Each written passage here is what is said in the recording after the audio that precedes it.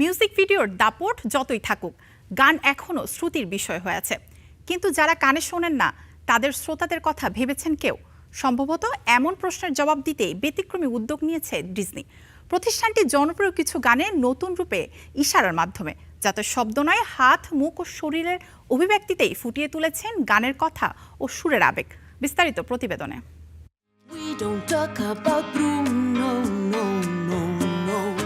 এনকান্টো থেকে we don't talk about Bruno, Moana 2 থেকে beyond, আর frozen 2 থেকে দ্য নেক্সট রাইট থিং, চেনা এই গানগুলো এবার ফিরেছে একেবারে ভিন্নভাবে। ডেফ ওয়েস্ট থিয়েটারের শিল্পীদের পারফরমেন্সকে মডেল করে তৈরি হয়েছে অ্যানিমেশন, যেখানে প্রতিটি অভিব্যক্তি আর সূক্ষ্ম মুভমেন্টের মাধ্যমে তুলে ধরা হয়েছে গানের ভাষা এবং সুর।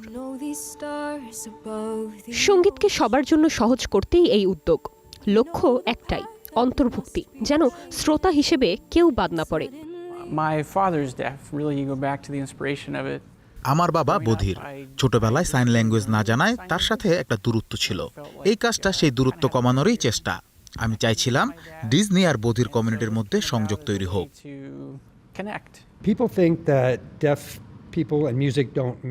বধির মানুষ গান অনুভব করতে পারে না, এটা ভুল।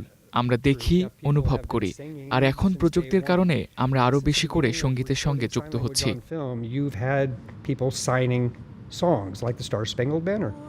4 বছরের পরিকল্পনায় তৈরি সংস ইন সাইন ল্যাঙ্গুয়েজ।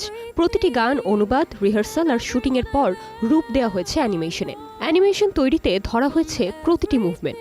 ছোট ছোট বিষয়ও ছিল গুরুত্বপূর্ণ।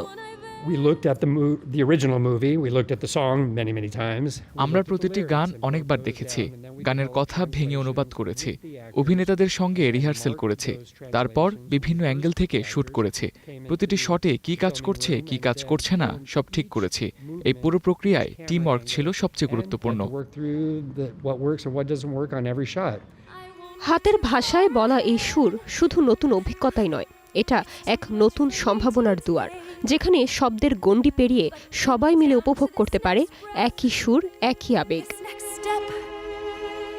নির্জন নুসরাত, স্টার এন্টারটেইনমেন্ট।